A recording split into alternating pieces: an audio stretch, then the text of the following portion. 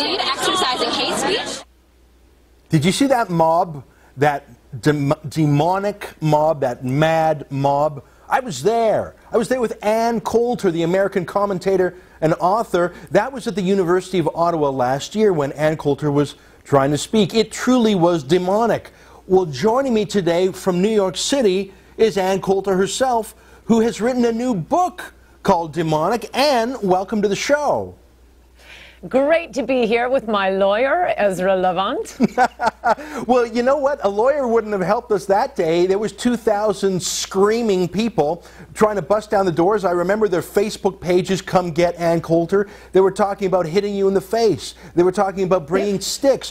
What is it, Ann, that turns otherwise polite people who are liberals, that, you know, they're polite at home, let's say, polite at the office?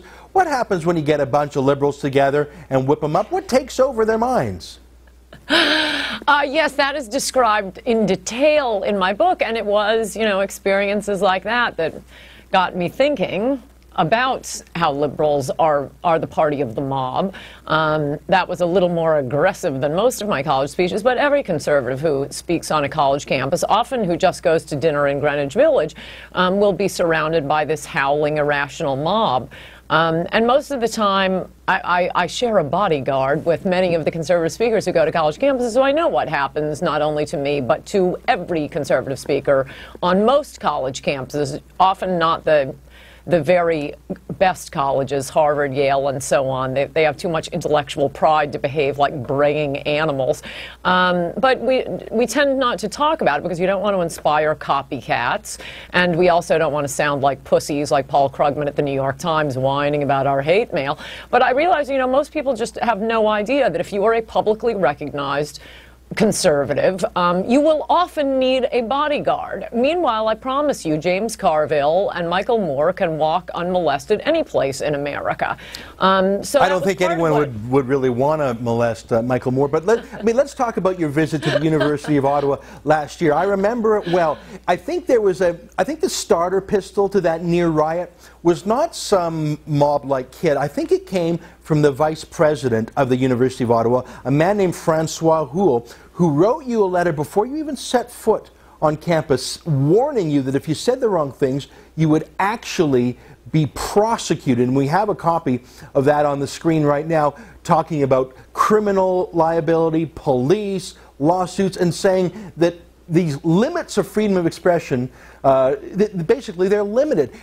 How come it is that only conservatives like you are being told by university professors, watch your mouth or we'll sue, whereas any anti-Israel, anti-America radical, like you say, is allowed to walk freely? What do you think it is about our campus elites that basically encourage you to be demonized?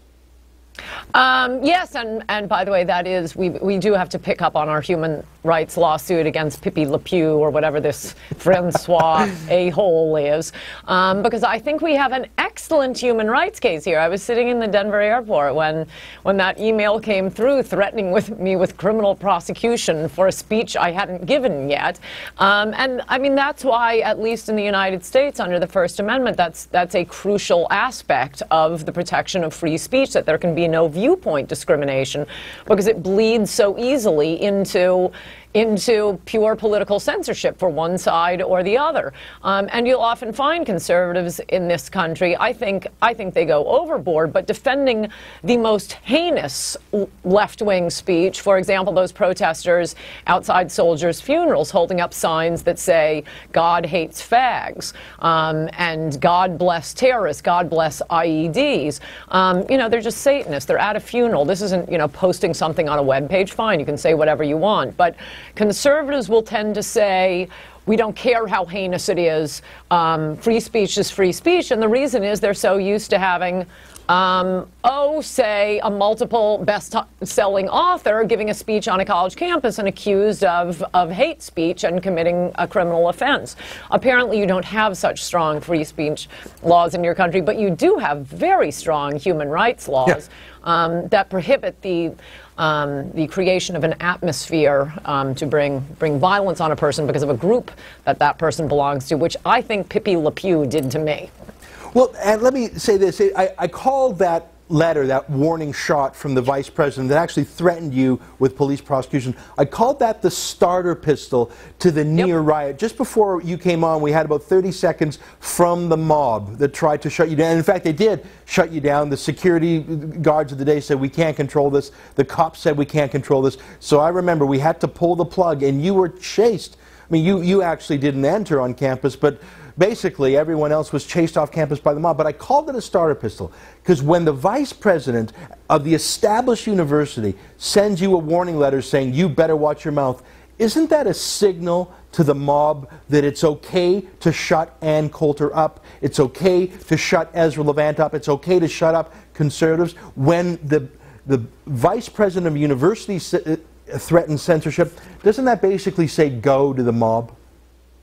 Absolutely, and you've basically described the arc of my book, which starts with the psychological mob and the characteristics of groupthink, based on the work of the father of groupthink, Gustave Le Bon. And one of the characteristics he describes, I mean, there's simple-mindedness, irrationality, the creation of messiahs, infatuation with individuals, also the tendency to demonize opponents. And liberals, you know, get hysterical over, you know, the tiniest joke we tell about a liberal. The way conservatives will belittle or make jokes about their opponents is very different from, for example, an op-ed writer in the New York Times comparing George Bush to Osama bin Laden. Democratic money man George Soros, presidential candidate, and Vice President Al Gore, and Vanity Fair writer James Walcott, all comparing George Bush to a Nazi.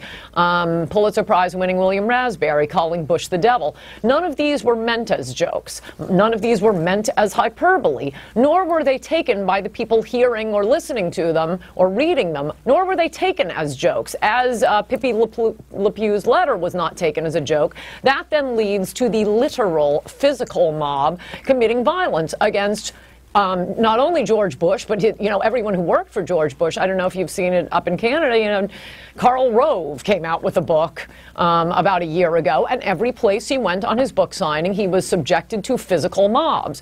James Carville does not have to go through that. The left is the only one that engages in all the political violence, has for 100 years, for 200 years, but specifically the last 100 years, certainly in this country, has come exclusively from the left. We're talking with Ann Coulter, American pundit, and a woman who was the subject of attacks, both physical and legal threats, when she came to Canada last year. After the break, we're going to go through some of the chapters in her book, Demonic, a book that, I don't know, maybe we'll have to sneak it across the border if the Human Rights Commissions are watching. Don't go away. More of Ann Coulter right after the break.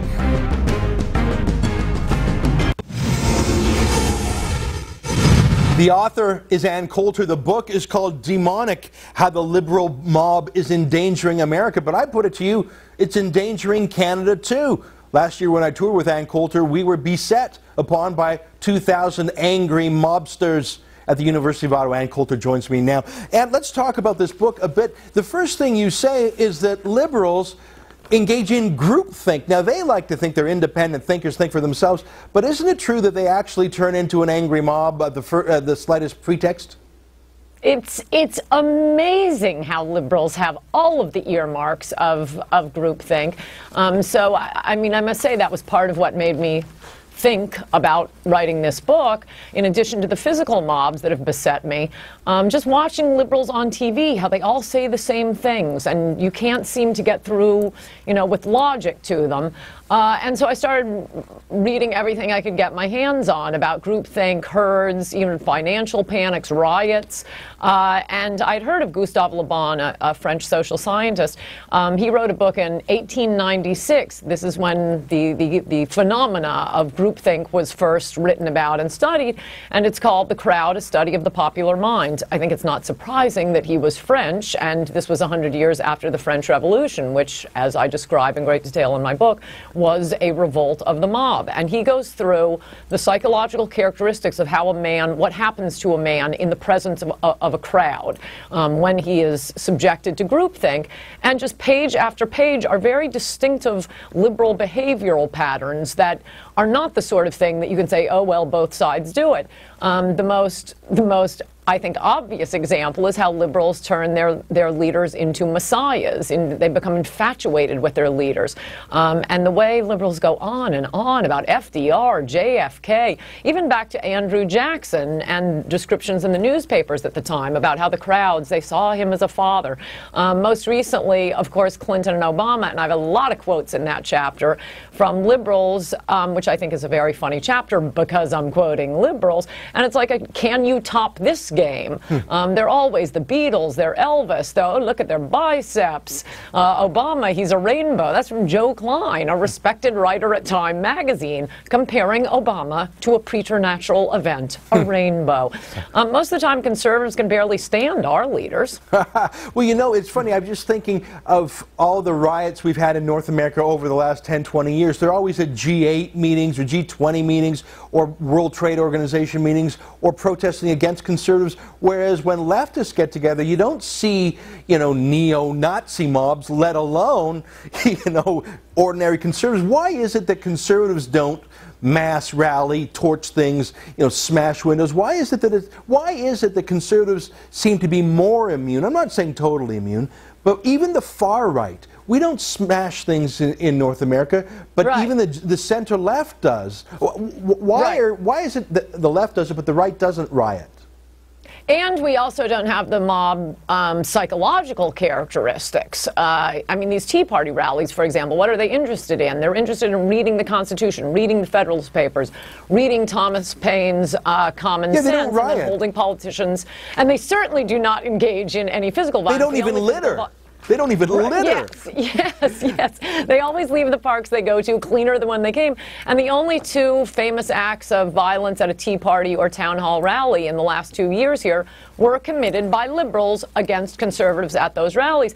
I think the reason for the distinction, which is indisputable, is that well, referring to a few books back, a book of mine, is that liberals are godless, and by and large conservatives do tend to believe in a higher being, and so it's a vertical relationship. We care about what God thinks about us.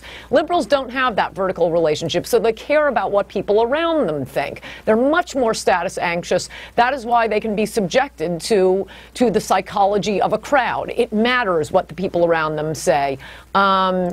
To those of us who believe in God, well, you know, it's nice to have friends, but what really matters is what God thinks of us. Well, let me ask you a question. I mean, your last visit to Canada, I sure enjoyed it because it exposed the brittleness of our liberal groupthink in this country. I mean, in a way, you flushed out the censors, the human rights activists. Do you think that Canada needs more help in breaking free from this groupthink? And if so, what would your advice to us be? You like causing a fuss, and we love it. How can we be freer up here in Canada, Ann Coulter? Well, this may not be precisely the advice you were looking for, but I was thinking of turning the western 3 provinces into the next 3 American states. Well, listen, that's running away from the trouble. How do we fix the Canadian disease of being politically correct? How do we stop liberals from censoring us either through orders like Francois Houle at the University of Ottawa or from the mobs on the street like we see too often? Is there a way to stop this? I mean, forget about advice for Canada. How would you stop it in your own country, the United States? What is your advice to the conservative movement in America to fight back against the liberal mobs? Well, for one thing, we would have them surrounded if we had those 3 provinces. But one part of it is to well, read my book and discover the characteristics of groupthink, because it's much less effective, the sloganeering, the repetition, the affirmation, when you see what's going on. When I was about halfway through this book, I couldn't turn on TV without, or MSNBC anyway, you know, the liberal stations, without seeing liberals talk and thinking, oh yeah, I know that. That's groupthink. And finally, and in the final chapter, and this is the most important thing I want people to take away from my book, is that when faced with a mob, you must smash it. You cannot reason with a mob. It is an irrational, violent organism. Rationality doesn't work. Calming a mob down doesn't work. You must always smash a mob. And whether that involves police activity or pressing charges, calling the police, engaging in serious self-defense, you don't back down to a mob. That only lets it run wilder. Folks, you heard it there. Serious self-defense, very un-Canadian words, but maybe we'll have to make them Canadian words. We've been talking with a good friend of freedom and a friend of mine, I'm pleased to say, Ann Coulter, the author of the new book, Demonic, by Random House, How the Liberal Mob is Endangering America. I think it applies to Canada, too. Ann, thank you so much for joining us today. Thank you, Ezra. Keep up the fight. Hey, you, don't go away. Up next, your hate mail to me on The Source.